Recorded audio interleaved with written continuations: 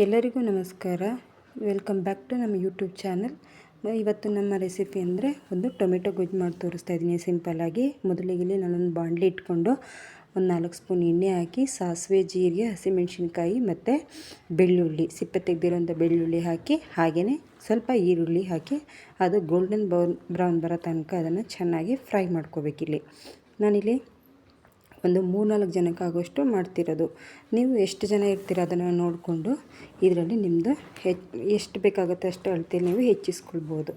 Okay, ನಾನಿಲ್ಲಿ ಚೆನ್ನಾಗಿ ಈರುಳ್ಳಿ ಮತ್ತು ಬೆಳ್ಳುಳ್ಳಿ, ಹಸಿಮೆಣಸಿನ್ಕಾಯಿ ಎಲ್ಲ ಫ್ರೈ ಮಾಡ್ಕೊಳ್ತಾ ಇದ್ದೀನಿ.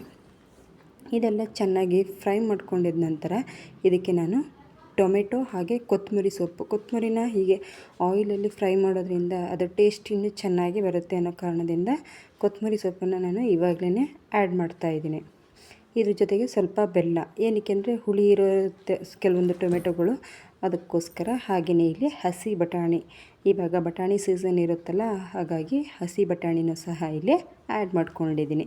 ಇದನ್ನು ಸಹ ಚೆನ್ನಾಗಿ ಇವಾಗ ನಾವು ಫ್ರೈ ಮಾಡ್ಕೋಬೇಕು. ನಾನಿಲ್ಲಿ ಕಲ್ಲುಪ್ಪನ್ನು ಯೂಸ್ ಮಾಡ್ತಾಯಿದ್ದೀನಿ. ನೀವು ಪುಡಿ ಉಪ್ಪು ಬೇಕಾದರೂ ಯೂಸ್ ಮಾಡ್ಕೋಬೋದು. ಇವಾಗ ನಾವು ಇದನ್ನೆಲ್ಲ ಫ್ರೈ ಮಾಡ್ಕೊಂಡಾದ್ಮೇಲೆ ಇದಕ್ಕೆ ಅರಿಶಿನ, ಅಚ್ಚ ಪುಡಿ ಹಾಗೆ ಬ್ಯಾಡಗಿ ಮೆಣಸಿನ್ಕಾಯಿ ಪುಡಿ ಇದನ್ನು ಸಹ ನಾನು ಹಾಕ್ಕೊಳ್ತಾ ಇದ್ದೀನಿ. ಇದನ್ನೆಲ್ಲ ಹಾಕಿ ನಾವು ಚೆನ್ನಾಗಿ ಫ್ರೈ ಮಾಡ್ಕೋಬೇಕು. ಇವಾಗ ಫ್ರೈ ಮಾಡ್ಕೊಂಡಾದ್ಮೇಲೆ ಟೊಮೆಟೊ ಗೊಜ್ಜು ಫೈನಲಿ ರೆಡಿ ಆಗುತ್ತೆ. ಇದನ್ನು ನಾವು ಟಿಫನ್ ಬಾಕ್ಸ್ಗೆ ನಾವು ರೆಡಿ ಟೊಮೆಟೊ ಗೊಜ್ಜು ಹಾಗೆ ಚಪಾತಿ, ಇದನ್ನು ಮಾರ್ನಿಂಗ್ ಬ್ರೇಕ್ಫಾಸ್ಟ್ಗೆ ನಾವು ತುಂಬ ನೀಟಾಗಿ ನಾವು ಕ್ಯಾರಿ ಮಾಡ್ಕೊಂಡು ಹೋಗ್ಬೋದು. ಚೆನ್ನಾಗಿರುತ್ತೆ, ಮಕ್ಕಳು ಸಹ ತುಂಬ ಇಷ್ಟಪಟ್ಟು ತಿಂತಾರೆ.